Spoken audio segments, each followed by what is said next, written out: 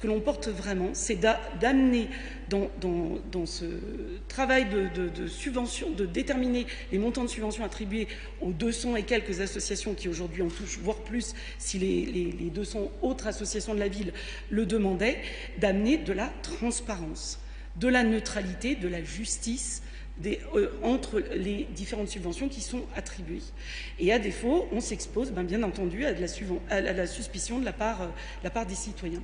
Si on ne respecte pas ces 3 règles, on manque de considération pour les bénévoles qui s'investissent au quotidien dans les différentes associations, on crée de la frustration. Donc je vous encourage vraiment à amener de la transparence.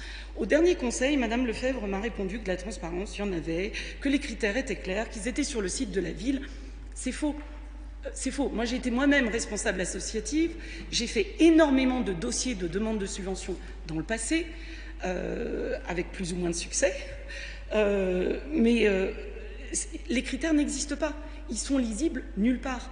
À aucun moment, les responsables associatifs peuvent se référer à une grille de critères qui leur dirait voilà, quelles sont les priorités de la ville par rapport aux différentes thématiques d'associations, que ce soit culturelles, sportives, de solidarité, éducatives, les associations de parents d'élèves, les associations qui portent des projets écologistes.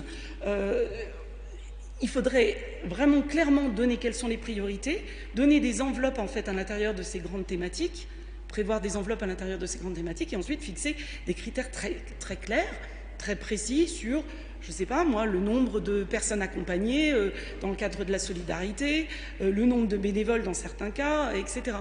Et ces critères très clairs n'existent pas. Je suis encore allée regarder cet après-midi sur le site de la ville, parce que je me suis dit ça a peut-être évolué entre la semaine dernière et cette semaine. Non, il n'y a toujours rien.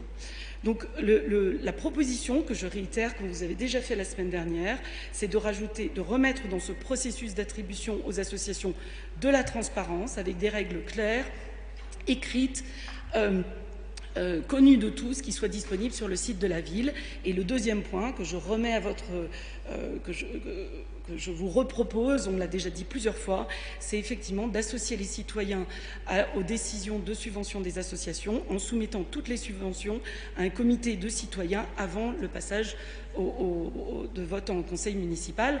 Et bien entendu, la transparence passant par autre chose que simplement une liste avec des noms et des montants, mais en nous fournissant les documents qui ont été demandés. Merci beaucoup.